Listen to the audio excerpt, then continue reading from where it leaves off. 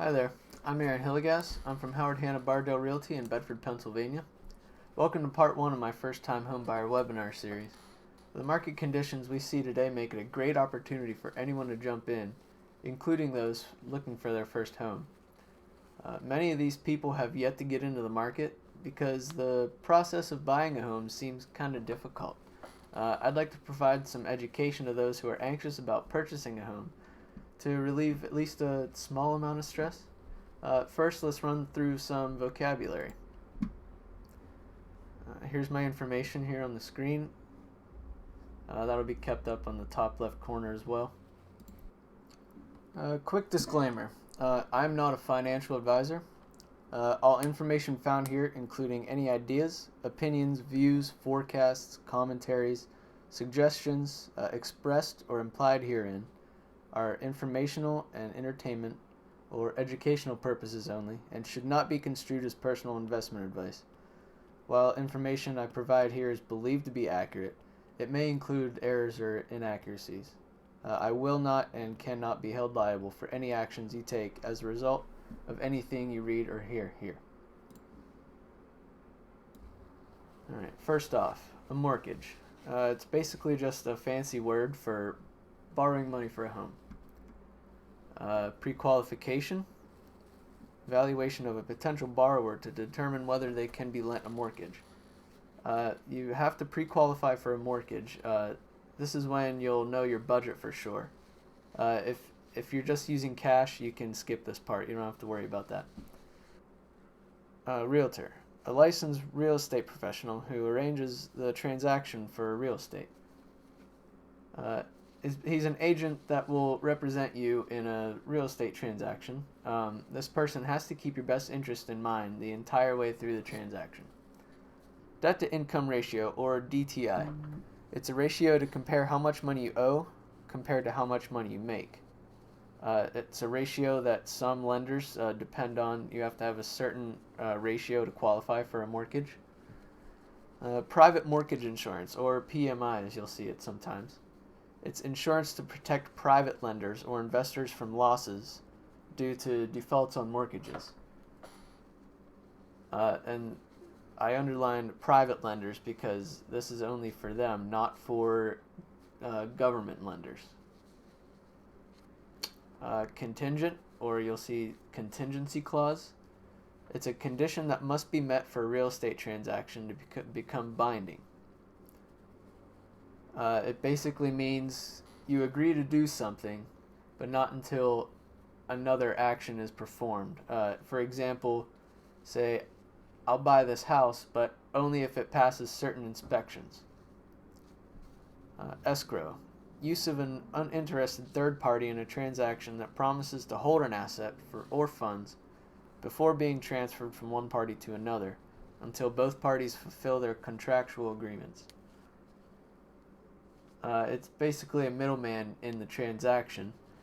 Any money you do decide to put towards the escrow will end up counting towards the purchase price of the home. Amortization, it's spreading payments over multiple periods. For example, gradually paying less on interest and more on the principal. The principal is basically the overall price, how much you're paying. It's calculated so that at the beginning of the term, you're paying more on interest on the loan rather than on the house or the principal. Then towards the end of the term, you're paying more towards the actual house than you are on interest on the loan. The last one, mortgage insurance premium. You'll also see MIP.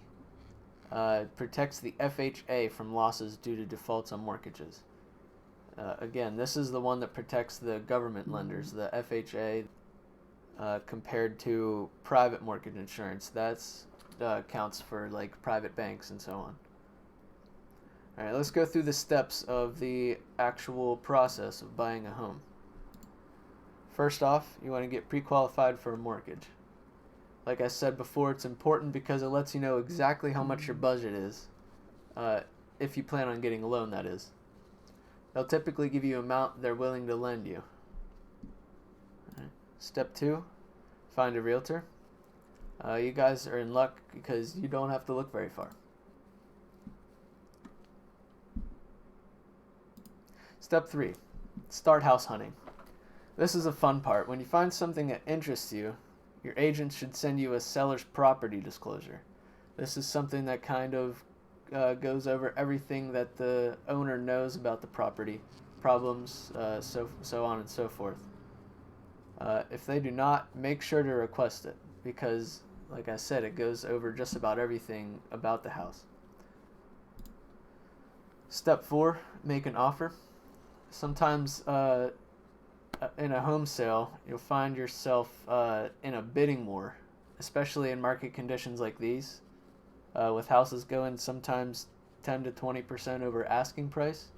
It can get pretty crazy. Your agent may know that there are other pending offers for a home, but they aren't legally able to know what those offers are. Step 5 is get a home inspection. Most of the time this is required by your lender. Even if you're not getting a loan, doing this in most cases is a no-brainer. Before making the largest purchase of your life, your money would be much better spent figuring out what's wrong with a home that you can't see, rather than spending thousands of dollars to deal with potential problems later on down the road. Getting an inspection will really take the worry away. Step 6, get a home appraisal. Again, we're talking about the largest purchase of your life here. So you're going to want to know exactly what this is worth. You're going to want to know if you're getting a good deal or a bad deal.